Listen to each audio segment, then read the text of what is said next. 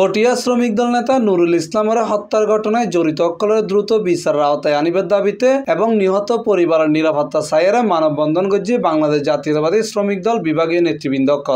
মানববন্ধন আমাদের যে খুন করছে এই খুনির ফাঁসি চাচ্ছি। খুনি এখনো বাহিরে কিভাবে ঘুরে বেড়াচ্ছে এটাও জানতে চাচ্ছি। খুনি কেন গ্রেফতার হলো না এখনো। শনিবার বিকেলে চট্টগ্রাম প্রেস ক্লাবের সামনে এই মানববন্ধন অনুষ্ঠিত হয়।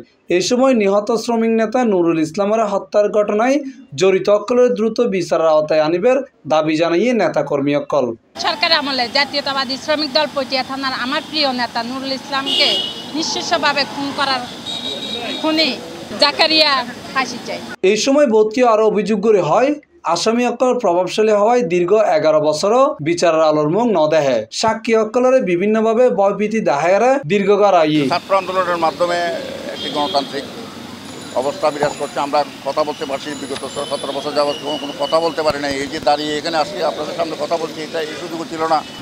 আমাদের চট্টগ্রামের সমস্ত দেশবাসীকে এবং জানাতে চাই যে এই নৃশংস হত্যার বিচার চাই। তার অবহেলিত পরিবারের নিশ্চয়তা, স্বাভাবিক জীবনের নিশ্চয়তা চাই এবং যে খুনি তার উপযুক্ত বিচার চাই এবং তার ফাঁসি আমরা দাবি করি। মানববন্ধনত উপস্থিত আছেন বাংলাদেশ জাতীয়তাবাদী শ্রমিক দল চট্টগ্রাম বিভাগীয় সহসভাপতি ও চট্টগ্রাম মহানগর শ্রমিক দলের ভারপ্রাপ্ত সভাপতি SM আজম, বাংলাদেশ জাতীয়তাবাদী ব্যাটারি চালিত অটোরিকশা শ্রমিক দল চট্টগ্রাম মহানগরের যুগ্ম আহ্বায়ক SM চৌধুরী সাবিব, বাংলাদেশ জাতীয়তাবাদী ব্যাটারি চালিত অটোরিকশা শ্রমিক দল চট্টগ্রাম বিভাগীয় সদস্য সচিব ইঞ্জিনিয়ার জসিমউদ্দিন, চট্টগ্রাম মহানগর মহিলা দলের সভাপতি রেখা আক্তার ও শ্রমিক দল মহিলা দলের বিভিন্ন পর্যায়ে নেতাকর্মী সকল উপস্থিত আছেন। C+ TV Chittagong.